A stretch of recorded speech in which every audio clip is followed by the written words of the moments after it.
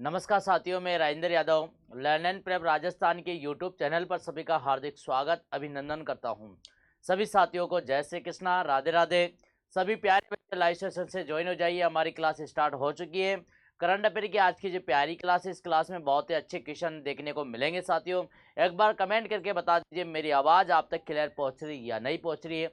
सभी साथी से निवेदन करता हूँ ताकि हम सेशन की ओर बढ़ते हैं। पहले क्वेश्चन की शुरुआत करते हैं। जल्दी से बता दीजिए मेरी आवाज़ आप तक क्लियर पहुंच रही है या नहीं पहुंच रही है। बच्चों बताओ, जल्दी से बताओ ताकि हम स्टार्ट कर लेते हैं, आगे क्वेश्चन की ओर बढ़ते हैं। हमने जो पिछले क्वेश्चन को पढ़ा था तो जितने भी सारे क्वेश्चन थे हमने कवर कर लिए थे। आज हमारे नए क्वेश्चन लेकर आए। इन सभी नए क्वेश्चन के साथ में आपके जो वैकेंसी है इस सभी में आपको क्वेश्चन देखने को मिलेगा। साथियों चले शुरुआत करते हैं। उम्मीद करते हैं कि मेरी आवाज़ आप तक क्लियर पहुंच रही है। साथियों ठीक है, देखिए भाई पहला क्वेश्चन आपके सामने आने वाला है स्क्रीन पर। पहला क्वेश्चन क्या कहता है, सभी क्वेश्चन को पढ़िए एक बार ध्यान से देखिए बच्चों। समान दिवस निम्न में से किस दिन मनाया जाता है? समता दिवस। समता दिवस की बात चल रही है, समान दिवस नहीं, समता दिवस। समता दिवस निम्नलिखित में से किस दिन मनाया जाता है? ऑप्शन ए 4 अप्रैल, ऑप्शन बी 5 अप्रैल, ऑप्शन सी 6 अप्रैल, ऑप्शन डी 7 अप्रैल। यहाँ समता दिवस की बात चल रही है बेटा, समता दिवस। यह समता दिवस आपके सामने 4 ऑप्शन है। शिवम जी यहाँ पर हार्दिक स्वागत अभिनंदन करता हूँ, राधे राधे भैया। देखिए भाई आपके सामने बात चल रही है समता दिवस की। ये समता दिवस किसके रूप में मनाया जाता है, किसकी याद में मनाया जाता है? यानी आपने नाम सुना होगा, ये बाबू जगजीवन जी, बाबू जगजीवन जी की जयंती के रूप में मनाया जाता है। किसके? बाबू जगजीवन जी, इनकी जयंती के रूप में मनाया जाता है। जयंती के रूप में मनाया जाता है, ये आपको ध्यान रखना है। इन्हें लोग बाबूजी के नाम से भी जानते हैं, तो इनकी जयंती के रूप में हम लोग मनाते हैं समता दिवस। ये समता दिवस कब मनाया जाता है बेटा? तो याद रखना 5 अप्रैल को मनाया जाता है। कब मनाया जाता है बेटा? 5 अप्रैल को मनाया जाता है। ऑप्शन नंबर आपके सामने है बी, बिल्कुल सही आंसर है आपके सामने।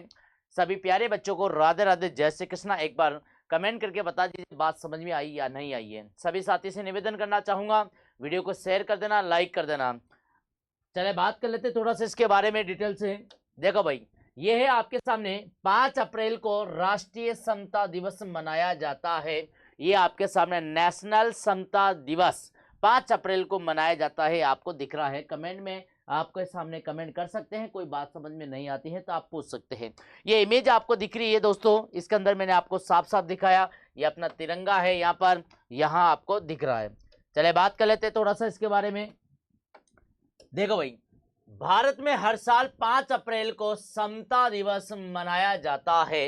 यह समता दिवस महान नेता और समाज सुधारक बाबू जगजीवन राम जी, क्या नाम है पूरा?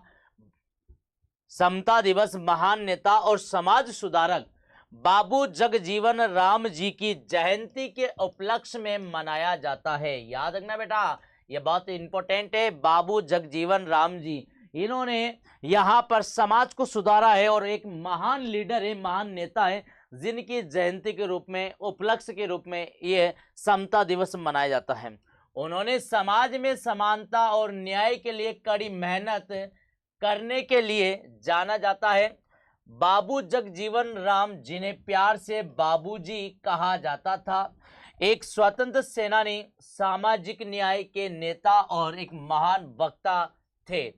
ये आपके सामने है बाबू जगजीवन जी राम जी, जिनकी जयंती के रूप में हम, उपलक्ष्य के रूप में हम यहाँ पर समता दिवस मनाते हैं। भारत में हर साल 5 अप्रैल को समता दिवस मनाया जाता है, ये आपको ध्यान रखना है प्यारे बच्चों। चले बात कर लेते हैं आगे। क्वेश्चन नंबर 2, भारतीय राष्ट्रीय भुगतान निगम एनपीसीआई का कार्यकारी निदेशक निम्न में से किसे नियुक्त किया गया है?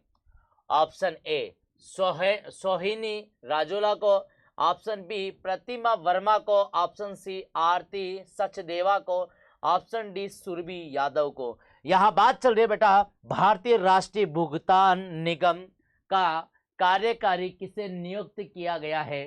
तो आपको ध्यान रखना है बेटा, 4 ऑप्शन है, 4 ऑप्शन में आपको आपके जो सोहिनी राजोला जी है, ये सोहिनी राजोला इन्हें नियुक्त किया गया है, ये आपको ध्यान रखना है। ऑप्शन नंबर आपका ए आपका बिल्कुल सही आंसर है। ये आपके सामने है, सोहिनी राजोला को भारतीय राष्ट्रीय भुगतान निगम का कार्यकारी निदेशक नियुक्त किया गया है। ये आपको दिख रहे हैं जो सोहिनी राजोला है, ये आपकी इमेज में आपको दिख रहा होगा। योग्यता मालव को राधे राधे, जय श्री कृष्णा। प्यारे बच्चों एक बार कमेंट कर दीजिए आपके पास मेरी आवाज क्लियर पहुंच रही या नहीं पहुंच रही है, ताकि हम अभी तो शुरुआत हैं, ताकि दिक्कत नहीं आती है। जल्दी से बता दीजिए कमेंट करके योगिता जी। यहाँ पर आपके सोहिनी राजोला को भारतीय राष्ट्रीय भुगतान निगम का कार्यकारी निदेशक नियुक्त किया गया है। थोड़ा सा इसके बारे में हम डिटेल से आगे देखेंगे। क्वेश्चन नंबर आपका थर्ड है प्यारे बच्चों, अंतरराष्ट्रीय निशानेबाजी खेल महासंघ ISSF विश्व कप 2025 निम्न में से किस स्थान पर शुरू किया गया? अंतरराष्ट्रीय निशानेबाजी खेल महासंघ विश्व कप 2025 निम्न में से किस स्थान पर शुरू किया गया? ऑप्शन ए नई दिल्ली में, ऑप्शन बी पेरिस में, ऑप्शन सी ब्यूनस आयर्स में, ऑप्शन डी बर्लिन। यहाँ पर आपके सामने प्यारे बच्चों यहाँ 4 ऑप्शन है, जिसमें हम बात करें अंतरराष्ट्रीय निशानेबाजी खेल महासंघ 2025 का जो आयोजन किया गया बेटा, ये ब्यूनस आयर्स, यहाँ पर ये ऑप्शन नंबर सी आपका बिल्कुल सही आंसर है, जो आपको दिख रहा है साथियों। चले बात कर लेते हैं आगे, ये थोड़ा सा हम देख लेते हैं। ISSF विश्व कप 2025 अर्जेंटीना के ब्यूनस आयर्स में शुरू किया गया है। यह कप 3 अप्रैल से 10 अप्रैल तक 3 अप्रैल से 10 अप्रैल तक आयोजित किया जाएगा। इस विश्व कप में 45 देश के कुल 410 निशानेबाज प्रतियोगिता में भाग लेंगे। कितने? 45 देशों के कुल 410 निशानेबाज प्रतियोगिता में भाग ले रहे हैं। भारत की तरफ से 43 सदस्य ISSF विश्व कप 2025 में भाग लेंगे। इस टूर्नामेंट में डबल ओलंपिक पदक विजेता मनु भाकर भी 10 मीटर और 25 मीटर दोनों कार्यक्रम में भारत का प्रतिनिधित्व करेंगे। याद रखना, भारत की तरफ से 43 सदस्य विश्व कप 2025 में भाग लेंगे। इसमें डबल ओलंपिक पदक विजेता मनु भाकर जो 10 मीटर और 25 मीटर दोनों कार्यक्रम में भारत का प्रतिनिधित्व करेंगे, मनु भाकर जी। ये आपको ध्यान रखना है, वेरी वेरी इंपॉर्टेंट लाइन है, बहुत वेरी इंपॉर्टेंट लाइन। तो यहाँ पर आपके सामने याद रखना बेटा, ये जो है यहाँ पर 45 देश के कुल 410 निशानेबाजी प्रतियोगिता में भाग लेंगे। ये चीज आपको ध्यान रखना है। ऑप्शन नंबर बिल्कुल आपके सामने है, यहाँ पर सी ब्यूनस आयर्स, यह है अर्जेंटीना के ब्यूनस आयर्स, यह अर्जेंटीना देश है, जहां पर एक शहर पड़ता है ब्यूनस आयर्स, यहाँ पर किया जाएगा इसका आयोजित। चलिए बात कर लेते हैं क्वेश्चन नंबर 4। हाल ही में जारी नेटवर्क तत्परता सूचकांक में भारत को कौन सा स्थान दिया गया? ऑप्शन ए 30वां, ऑप्शन बी 32वां, ऑप्शन सी 34वां, ऑप्शन डी 36वां। बिल्कुल आपके सामने है, ऑप्शन नंबर डी सही आंसर है प्यारे बच्चों। यहाँ पर बहुत बहुत धन्यवाद, बनवारी सर का हार्दिक स्वागत अभिनंदन करता हूं मैं। बहुत ही अच्छे हमारे मोटिवेशनल गुरु है, जो बच्चों को गाइडेंस के साथ साथ बहुत अच्छा यहाँ पर कल्चर का सब्जेक्ट पढ़ाते हैं। बहुत बहुत धन्यवाद सर आपको। तो यहाँ पर याद रखना, हाल ही में जारी की गई नेटवर्क तत्परता सूचकांक में भारत को कौन सा स्थान दिया गया? 36वां स्थान दिया गया। आगे बात कर लेते हैं, क्वेश्चन नंबर आपके सामने थोड़ा सा हम देख लेते हैं। देखिए भैया, 170 देशों में से हाल ही में जारी की गई जो नेटवर्क तत्परता सूचकांक की रिपोर्ट है, भारत के 170 देशों, बात कर रहे हैं हम भारत की, 170 देशों में से 36वां स्थान भारत को हासिल हुआ है। कौन सा स्थान हासिल हुआ है 170 देशों में से? यहाँ पर जो सूचकांक जारी की गई है बेटा, नेटवर्क तत्परता की सूचकांक रिपोर्ट जारी की गई है 2025 की, जिसमें 170 देशों में से 36वां स्थान भारत देश को हासिल हुआ है। 2022 में अपनी पिछली 48वीं रैंकिंग से काफी सुधार दर्शाया गया है। पहले हमारे 2022 में जो 48वीं रैंकिंग थी भारत की, अभी वर्तमान में 36वां स्थान आ गया है, यानी काफी सुधार किया गया है, जिसके अंदर आपको यहाँ पर ये सारी चीज देखने को मिल रही है। हम बात कर लेते हैं यूनाइटेड द्वारा जारी की गई 2025 प्रौद्योगिकी और नवाचार रिपोर्ट में भारत ने अग्रणी प्रौद्योगिकी को अपनाने और एकीकृत करने की अपनी क्षमताओं में महत्वपूर्ण प्रगति की है। यह आपको ध्यान रखना है साथियों। चले बात करते हैं क्वेश्चन नंबर आगे।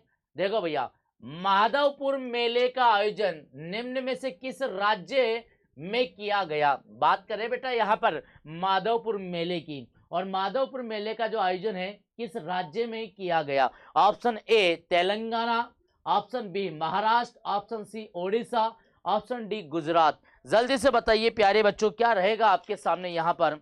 बताइए जल्दी से, क्या रहेगा आपका सामने आंसर? ये जो बात करें माधवपुर मेले का जो आयोजन किया जाता है बेटा, ये याद रखना गुजरात में। कहां पर? गुजरात में। ये यहाँ पर ऑप्शन है क्या? हाँ भैया, ऑप्शन नंबर डी आपका सही आंसर है, गुजरात में। नैमित चंद जी वैष्णव जी का हार्दिक स्वागत, आशु जी को, मीणा को राधे राधे, जय श्री कृष्ण। योगिता मालव जी बता रहे हैं ऑप्शन नंबर ए बिल्कुल आपके सामने चल रहा है। तो माधवपुर मेले का जो आयोजन गुजरात में किया जाएगा, ये आपको ध्यान रखना है। आगे बात करते हैं। देखो, माधवपुर मेले का आयोजन गुजरात के ऐतिहासिक शहर पोरबंदर, कहां पर? पोरबंदर के एक विचित्र गांव माधवपुर में किया गया है। माधवपुर मेले का आयोजन गुजरात के ऐतिहासिक शहर पोरबंदर के एक विचित्र गांव माधवपुर में किया गया है। यह पारंपरिक उत्सव प्रति वर्ष रामनवमी के शुभ दिन से शुरू होता है और 5 दिनों तक जारी रहता है। ये याद रखना बेटा, रामनवमी जो आती है हमारे नवरात्र में, तो रामनवमी के शुभ अवसर पर उस दिन ये मेला स्टार्ट होता है। माधवपुर मेला का आयोजन किया जाता है गुजरात के पोरबंदर शहर के एक विचित्र गांव है माधवपुर में, उस स्थान पर इस मेले का आयोजन किया जाता है 5 दिन के रूप में। 5 दिन तक ये मेला लगता है। यहाँ पर रामनवमी के शुभ दिन से स्टार्ट हो जाता है। आगे बात कर लेते हैं। माधवपुर मेले का जो आयोजन है एक भारत श्रेष्ठ भारत पहल के तहत मनाया जाता है। माधवपुर मेले को एक सांस्कृतिक सेतु के रूप में जाना जाता है, जो पूर्वोत्तर और पश्चिमी भारत की समृद्ध परंपराओं को जोड़ता है। ये याद रखना साथियों, माधवपुर मेले का जो एक सांस्कृतिक सेतु के रूप में जाना जाता है, जो पूर्वोत्तर और पश्चिमी भारत की समृद्ध परंपराओं को जोड़ता है। ये आपको ध्यान रखना है, बिल्कुल आपके सामने है साथियों। आगे बात कर लेते हैं क्वेश्चन की। हाल ही में प्रधानमंत्री नरेंद्र मोदी को किस देश के सर्वोच्च नागरिक सम्मान मित्र विभूषण से सम्मानित किया गया है? Option A Thailand, option B Sri Lanka, option C Myanmar, option D Cambodia. यहाँ पर प्रधानमंत्री नरेंद्र मोदी जी को किस देश के सर्वोच्च नागरिक सम्मान मित्र विभूषण से यहाँ पर सम्मानित किया गया है? तो आपको पता होना चाहिए बेटा। यहाँ पर नमस्कार साथियों, राधे राधे, जय श्री कृष्ण। आरसीएम सर का हार्दिक स्वागत, अभिनंदन करता हूं मैं। आशु मीणा जी को राधे राधे भैया, जय श्री कृष्ण। तो प्यारे बच्चों, यहाँ पर बात करें हम, नरेंद्र मोदी जी को किस देश के सर्वोच्च नागरिक सम्मान मित्र विभूषण से सम्मानित किया गया? आपके सामने 4 ऑप्शन है। एक है आपके सामने थाईलैंड, ऑप्शन बी है Sri Lanka, option C Myanmar, option D Cambodia. तो यहाँ पर आपको ध्यान रखना है, ये जो श्रीलंका के यहाँ पर देश है, श्रीलंका देश ने इनको मित्र विभूषण से सम्मानित किया गया है। किसको? प्रधानमंत्री जी को, नरेंद्र मोदी जी को। ऑप्शन नंबर बी आपका सही आंसर है। ये आपके सामने देखिए, ये प्रधानमंत्री नरेंद्र मोदी जी है और श्रीलंका के सर्वोच्च नागरिक सम्मान मित्र विभूषण से सम्मानित किया गया है। ये देखिए यहाँ पर एक मेडल है मित्र विभूषण का। ये आप यहाँ पर देखिए, श्रीलंका के जो सदस्य हैं वो प्रधानमंत्री जी को यहाँ पर क्या कर रहे हैं? यहाँ पर इन्हें पहना रहे हैं, इन्हें सम्मानित कर रहे हैं बेटा। ये आपको ध्यान रखना है। आगे बात कर लेते हैं क्वेश्चन की। देखिए साथियों, यहाँ पर हम बात कर लेते हैं थोड़ा सा कि प्रधानमंत्री नरेंद्र मोदी जी को अन्य सर्वोच्च पुरस्कार कहाँ कहाँ मिला, किस किस ने दिया? तो grade commander of the order of star end of the Indian option यहाँ पर 2025 से सम्मानित किया गया था, ये भी इनको सर्वोच्च पुरस्कार दिया गया था। इसके अलावा order of freedom of Barbados award से सम्मानित किया गया 2024 में। इसके अलावा ऑर्डर ऑफ एक्सीलेंस यानी गुयाना, ये 2024 से भी इन्हें सर्वोच्च सम्मान दिया गया है। और इसके अलावा बात करते हैं डोमिनिका अवार्ड ऑफ ऑनर, इससे भी हमने क्या किया बेटा, इसको सम्मानित किया गया है। नरेंद्र मोदी जी को सर्वोच्च सम्मान दिया गया है। ये आपके सामने है, यहाँ जो नरेंद्र मोदी जी है, अपने भारत के प्रधानमंत्री हैं, बहुत अच्छे स्ट्रॉन्ग लेवल से हैं। और आपने देखा होगा अभी तक ऐसे प्रधानमंत्री को जो आपके किसी भी देश में जाकर ये क्या करते हैं बेटा, उनसे बात करते हैं, वहाँ पर आप या कभी भी कहते हैं ना कि भाई ये जो देश के प्रधानमंत्री है देश को लेकर चल रहे हैं, तो हम एक घर को लेकर नहीं चल सकते हैं, लेकिन ये पूरे देश को लेकर चलते हैं। तो ये सोचिए आप, तो इन्हें कितने सर्वोच्च नागरिक सम्मान से पुरस्कार दिया गया है। तो नरेंद्र मोदी जी को जिन जिन यहाँ पर देश ने सम्मान किया, वो सर्वोच्च पुरस्कार दिया गया, वो आपके सामने यहाँ पर लेकर आया हूँ साथियों।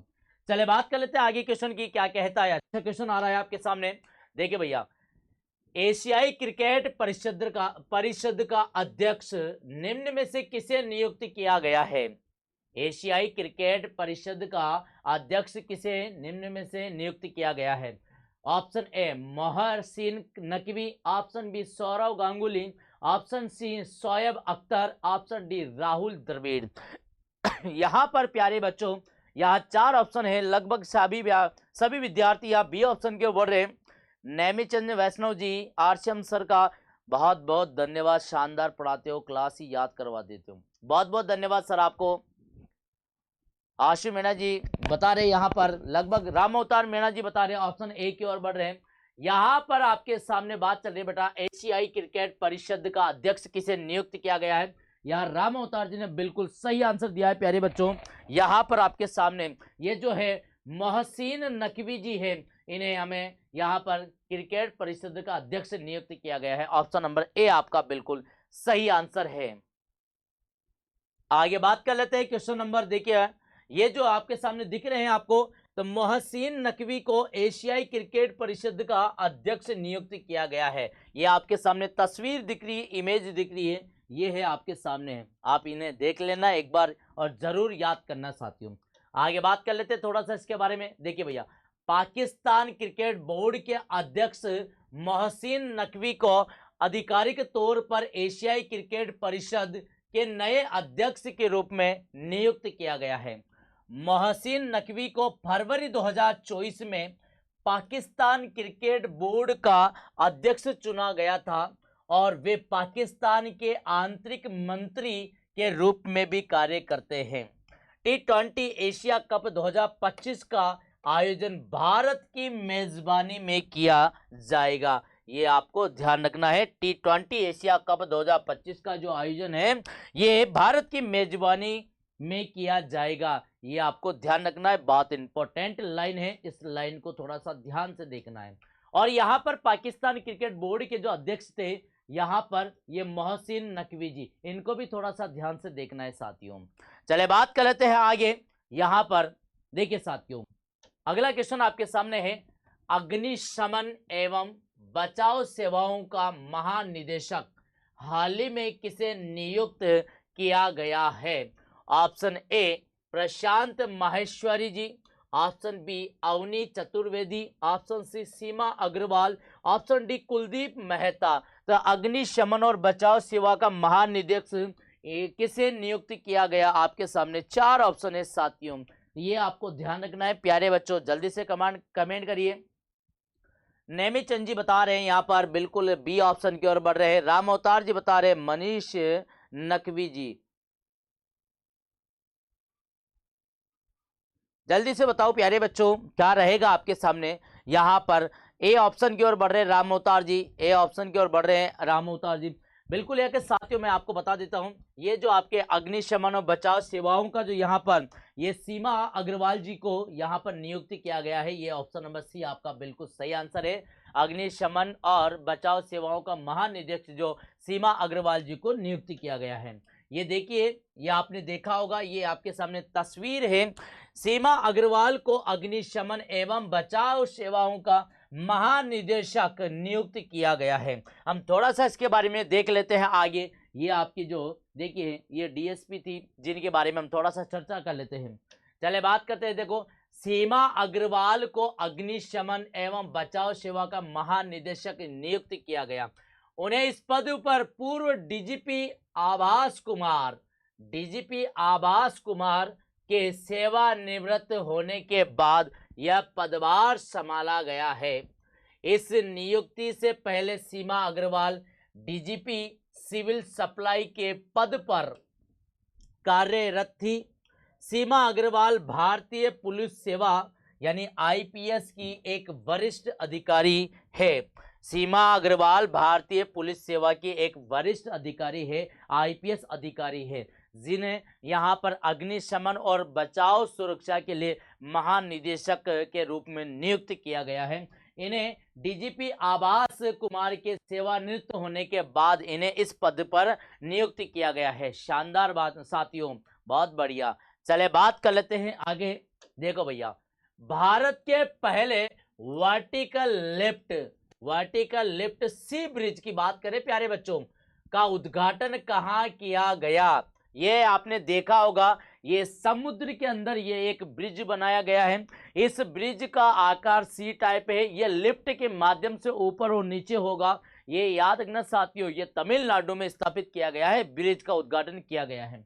तो ऑप्शन आपके सामने है New Delhi, option B Rameswaram, option C Mumbai, option D Kolkata.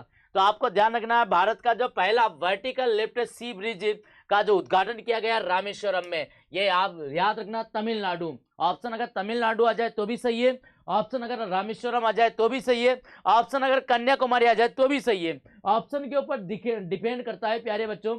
तो रामेश्वरम में ये एक ब्रिज अभी जिसका उद्घाटन किया गया, ये बिल्कुल शानदार है। 1 मिनट में जिंदगी नहीं बदल सकती, लेकिन 1 मिनट में लिया गया फैसला आपकी जिंदगी को बदल देता है। बहुत बढ़िया, बहुत बहुत धन्यवाद सर आपको। इसी प्रकार से बच्चों को गाइड करते रहिए मोटिवेशनल के साथ में, बच्चों का एक मनोबल बढ़ता है। और आप जानते हैं जिंदगी में जब मनोबल बढ़ता है तब इसे अपनी मंजिल जरूर प्राप्त होती है। तो आपको ध्यान रखना साथियों, 2025 एक सुनहरा अवसर है जिसमें बहुत सारी वैकेंसियां हैं। इस वैकेंसियों में अपना सुनहरा पन्ना आप लिख सकते हैं, अपनी मंजिल प्राप्त कर सकते हैं साथियों। तो ये याद रखना दोस्तों, वर्टिकल लिफ्ट सी ब्रिज का जो उद्घाटन किया गया रामेश्वरम में किया गया। थोड़ा सा हम डिजाइन बता देते हैं कैसा ब्रिज है। ये देखिए दोस्तों, सारी ये पूरा जो समुद्र दिया गया है, इन समुद्र के अंदर आपके सामने यहाँ पर ये एक ब्रिज है। ये ब्रिज देखिए भाई साहब, यहाँ पर ब्रिज आपको दिख रहा है। ये ब्रिज बनाया गया है, सी आकार का ब्रिज है, जिसका भारत के पहले वर्टिकल लिफ्ट से सी ब्रिज का उद्घाटन रामेश्वरम में किया गया है। ये आपको दिखाई दे रहा होगा, इमेज आपके सामने है। चले बात करते हैं थोड़ा सा इसके बारे में। यहाँ पर प्रधानमंत्री नरेंद्र मोदी ने 6 अप्रैल को तमिलनाडु में नए पंबन ब्रिज का उद्घाटन किया गया। यह भारत का पहला वर्टिकल लिफ्ट रेलवे सी ब्रिज है, जलमंडल पर बना हुआ है। यह समुद्री जलमंडल पर बना हुआ है, जिसकी कुल लंबाई है 2.07 किलोमीटर लंबा। यह पुल सुगम संपर्क सुविधा प्रदान करेगा और इसका अनावरण रामनवमी के अवसर पर किया जाएगा। तो ये रामनवमी के अंदर ये क्या इसका उद्घाटन किया गया था, जब अपने रामनवमी अभी निकली है। कुल लंबाई है इस ब्रिज की 2.07 किलोमीटर लंबा है और ये यहाँ पर 6 अप्रैल को इसका उद्घाटन किया गया है। दोस्तों ये आपको ध्यान रखना है। चले बात कर लेते हैं आगे। देखो भैया, मुख्यमंत्री महिला उद्यमिता अभियान निम्न में से किस स्थान पर शुरू किया गया है? Option A Uttar Pradesh, option B Assam, option C Odisha, option D Sikkim. यहाँ पर मुख्यमंत्री महिला उद्यमिता अभियान की बात चल रही है। ये कहां पर शुरू किया गया है बेटा, जल्दी से बताइए, आपके सामने है। ऑप्शन आपके सामने है प्यारे बच्चों, बिल्कुल यहाँ पर बी आपका सही आंसर रहेगा, असम। बिल्कुल आपका सही आंसर है असम। चलिए देख लेते हैं। यहाँ पर देखिए, मुख्यमंत्री महिला उद्यमिता अभियान असम में शुरू किया गया है। यह आपके सामने यहाँ पर देखिए, यहाँ पर इस पहल की शुरुआत की गई है। ये आपको तस्वीर आपको दिखा रही होगी साथियों। चले बात कर लेते हैं क्वेश्चन नंबर आगे। 11वें नंबर का क्वेश्चन है, पनऋतु काजू किस राज्य में संबंधित है जिसे जीआई टैग दिया गया है? पनऋतु काजू किस राज्य से संबंधित है जिसे जीआई टैग दिया गया है? Option A Tamil Nadu, option B Telangana, option C Kerala, option D Jharkhand. जल्दी से बताइए प्यारे बच्चों, ये है आपके सामने तमिलनाडु से संबंधित है। ऑप्शन नंबर आपके ए राइट आंसर रहेगा। आगे बात कर लेते हैं क्वेश्चन नंबर 12वां, अंतरराष्ट्रीय खान जागरूकता दिवस निम्न में से किस दिन मनाया जाता है? ऑप्शन ए 2 अप्रैल, ऑप्शन बी 3 अप्रैल, ऑप्शन सी 4 अप्रैल, ऑप्शन डी 5 अप्रैल। जल्दी से बताइए प्यारे बच्चों, कौन से दिन ये अंतरराष्ट्रीय खान जागरूकता दिवस मनाया जाता है? जल्दी से बताइए प्यारे बच्चों, जल्दी से बताइए। ये याद रखना साथियों, 4 अप्रैल को मनाया जाता है। कब मनाया जाता है? 4 अप्रैल को मनाया जाता है, ये आपको ध्यान रखना है। चले बात कर लेते हैं क्वेश्चन नंबर यहाँ पर 13वां, पद्मश्री से सम्मानित प्रसिद्ध मनोज कुमार कौन थे जिनका 87 वर्ष की आयु में निधन हो गया है? अभी आपने देखा होगा मनोज कुमार जी, ये एक प्रसिद्ध एक्टर थे जिन्होंने बहुत सारी मूवियों का, यानी आप जानते हैं बहुत अच्छी अच्छी मूवियाँ बनाई इन्होंने। ये भारत के देशभक्ति से संबंधित थे और ये राजनेता, ये क्या थे? अभिनेता थे, एक्टर थे, बिल्कुल आपके सामने अभिनेता थे, बहुत अच्छे प्रसिद्ध एक्टर थे जिन्होंने देशभक्ति मूवियाँ बनाई है। देखते हैं मनोज कुमार जी को। ये मनोज कुमार जी है साथियों, जिनके सामने आप देख रहे होंगे प्रसिद्ध अभिनेता मनोज कुमार का 87 वर्ष की आयु में निधन हो गया है। ये मनोज कुमार जी हैं जिनका निधन हो गया है 87 वर्ष की आयु में। थोड़ा सा इसके बारे में देख लेते हैं। दिग्गज अभिनेता मनोज कुमार का 87 वर्ष की आयु में निधन हो गया है। हिंदी सिनेमा में उन्हें एक महान कलाकार के रूप में जाना जाता है। हिंदी सिनेमा में उन्हें एक महान कलाकार के रूप में जाना जाता है, जिन्होंने बहुत सारी मूवियां बनाई है। कौन कौन सी? एक तो है शहीद 1965 में बनाई, एक है उपकार 1967 में बनाई, और एक है आपकी पूरब और पश्चिम 1970 में। यहाँ पर इस प्रकार से मूवियां देशभक्ति फिल्मों में काम किया है दोस्तों, इन्होंने ये सारी मूवियां यहाँ बनाई है। बॉलीवुड में उनके योगदान के लिए 1992 में पद्मश्री पुरस्कार से सम्मानित किया गया, और बाद में 2015 में प्रतिष्ठित दादा साहेब फाल्के पुरस्कार से इन्हें सम्मानित किया गया था।